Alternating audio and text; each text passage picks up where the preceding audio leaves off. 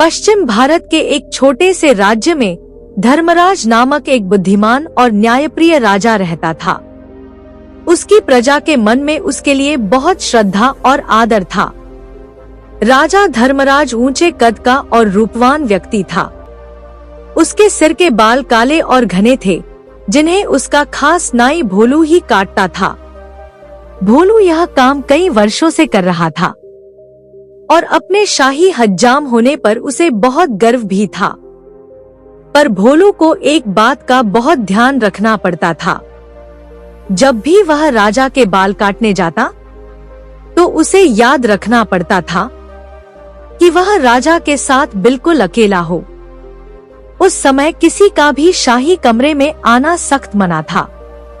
बात दरअसल यह थी कि भोलू राजा के बारे में एक राज जानता था कि राजा के सिर के दोनों तरफ दो छोटे छोटे सींग उग रहे हैं। यह बात सिर्फ राजा और उसका नाई ही जानते थे।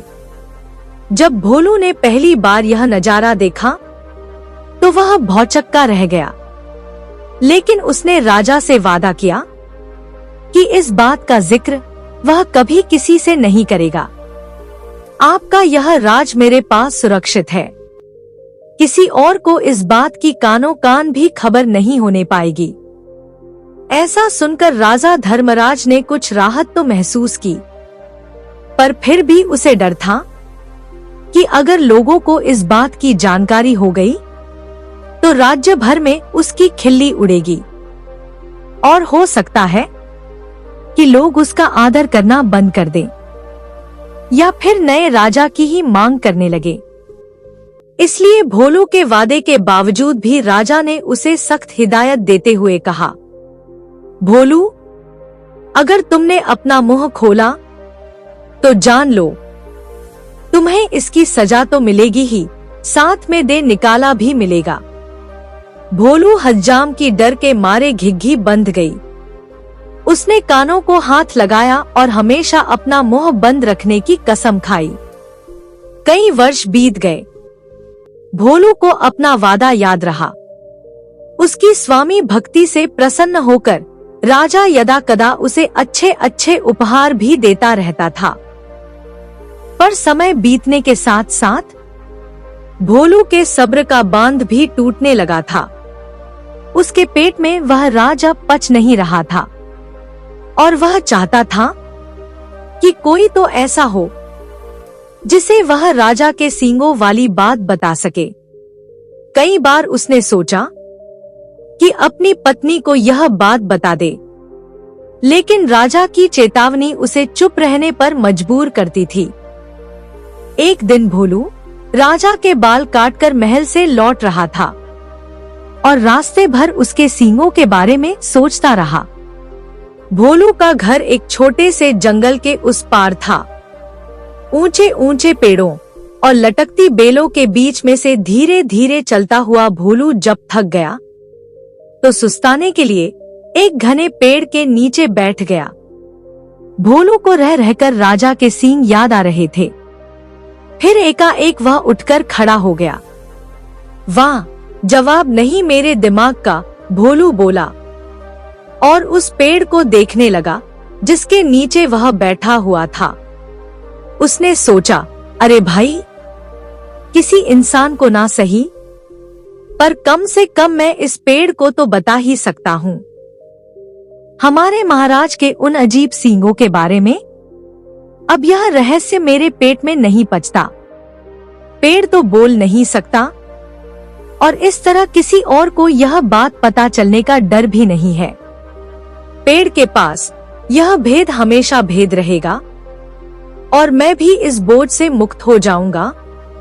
भोलू ने ऐसा निश्चय किया और वह जोर से बोला, हे पेड़, आज मैं तुम्हें एक भेद बताने वाला हूँ। हमारे राजा धर्मराज के सिर पर 2 सींग हैं। हाँ, उसके 2 सींग हैं। इतना कहकर हज्जाम बेतहाशा हंसने लगा और हंसता ही गया। राजा का वह भयंकर भेद आखिर खुल ही गया। पेड़ के सामने यह बात बोलकर भोलू हज्जाम बहुत खुश था। उसका भार जो हल्का हो गया था। उसके बाद वह आराम से घर पहुंच गया। अगले दिन एक लकड़हारा उसी जंगल में गया और उसी पेड़ के पास जाकर रुक गया। उसने सोचा, इस पेड़ की लकड़ी तो बहुत शानदार है, इसका ढोल बड़ा अच्छा बनेगा। फिर क्या था, कुल्हाड़ी के कुछ ही प्रहारों से पेड़ नीचे आ गिरा।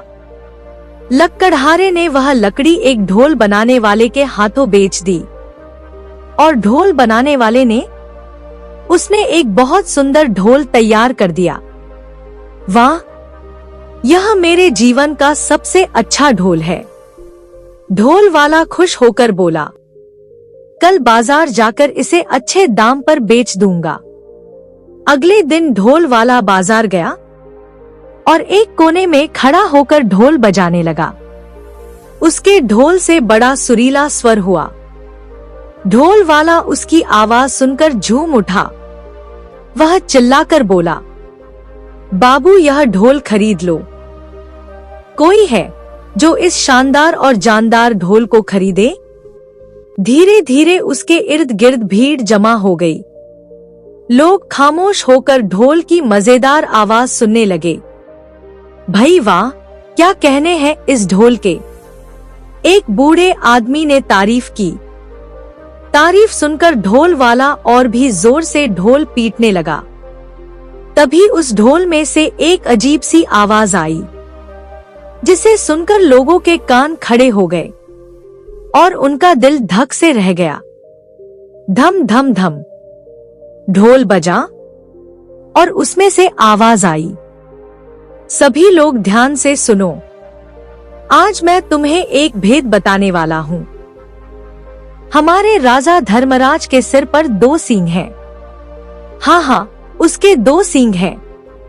जो लोग जहाँ खड़े थे वे वहीं जड़वत खड़े हो गए। उन्हें अपने कानों पर विश्वास नहीं हो रहा था। ढोल वाला फिर ढोल पीटने लगा और उसमें से फिर वही आवाज निकली। ढोल वाला बहुत हैरान और शर्मिंदा हुआ। आखिर एक ढोल यह सब कैसे बोलने लगा? देखते ही देखते लोगों का तांता लग गया और फिर कितना मजाक और कितने ताने मिलने लगे।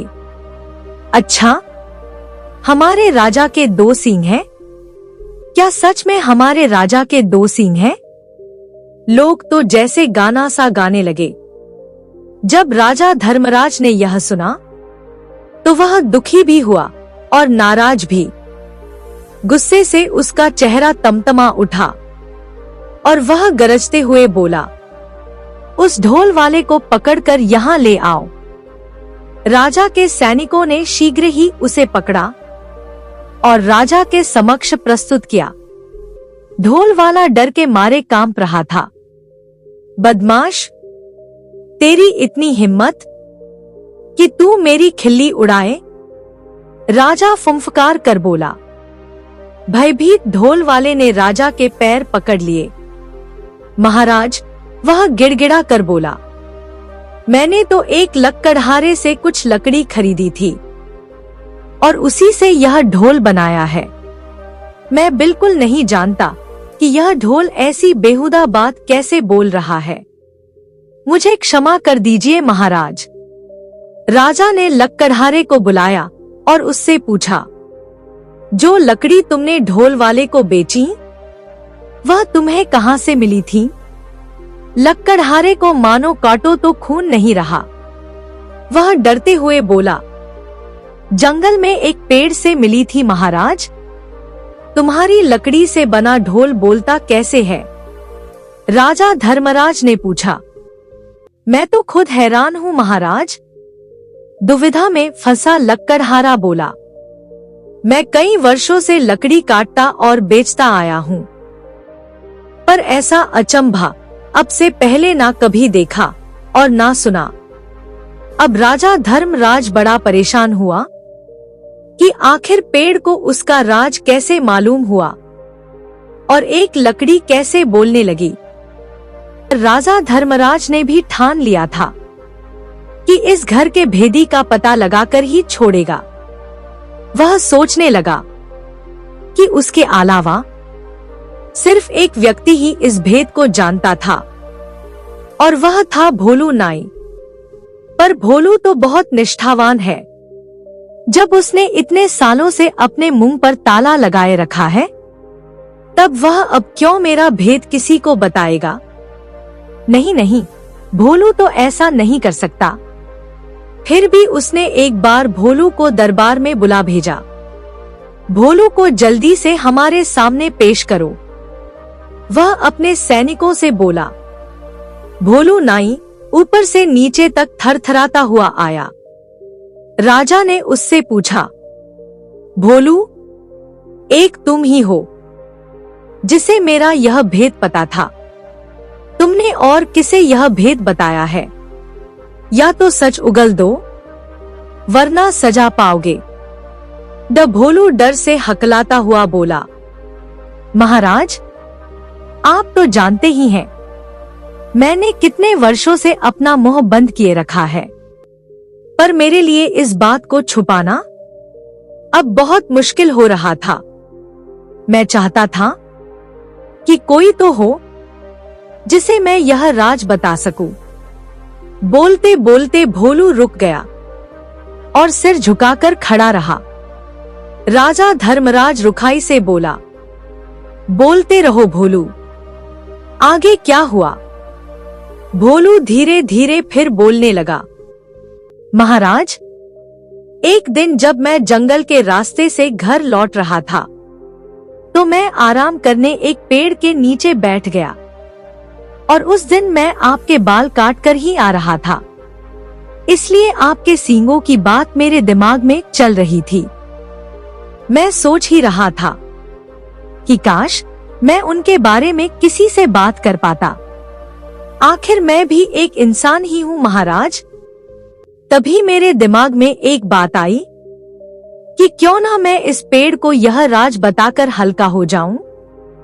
महाराज, मैंने तो सोचा था कि पेड़ को बताने से भला क्या नुकसान होगा। मुझे क्या मालूम था महाराज कि उस पेड़ की लकड़ी ही बोल पड़ेगी। राजा ने आश्चर्य से कहा, अच्छा, तो अब मैं समझा। वह जरूर कोई जादुई पेड़ था जो सुन भी सकता था और बोल भी सकता था। इसलिए उसकी लकड़ी से बने ढोल को जैसे ही पीटा गया, वैसे ही वह बोलने लगा। और जो कुछ तुमने मेरे सींगों के बारे में कहा था, उन्हीं शब्दों को वह दोबारा दोहराने लगा। जादुई ढोल की उलझन सुलझाने के बाद राजा ने भोलू नाई की तरफ देखा। भोलू शर्म से सिर झुकाए खड़ा था। वह लक्कड़हारा और ढोल वाला भी दोनों हाथ बांधे सजा का आदेश सुनने के लिए खड़े थे। पर राजा धर्मराज बुद्धिमान ही नहीं, बल्कि न्यायप्रिय राजा भी था। उसने उन तीनों को क्षमा कर दिया, क्योंकि वह जानता था कि ढोल के जादुई होने में उन तीनों का कोई दोष नहीं था। इसलिए वह मुड़ा और उनसे बोला, मैं तुम सबको माफ करता हूँ। तुम तीनों लोग अपने अपने घर जा सकते हो। तीनों को ही अपने को क्षमादान मिलने पर विश्वास नहीं हुआ। राजा को नमन करते हुए वे बोले, राजन, आप महान हैं। आपकी इस कृपा के लिए हम तीनों आपको शत शत धन्यवाद करते हैं। दोस्तों, आपको यह कहानी कैसी लगी? हमें कमेंट करके जरूर बताइएगा। और ऐसी ही ज्ञानवर्धक कहानियां सुनने के लिए हमारे चैनल को सब्सक्राइब भी जरूर कर लीजिएगा, ताकि हम ऐसी ही ज्ञानवर्धक कहानियां आपके लिए लेकर आते रहें। धन्यवाद दोस्तों।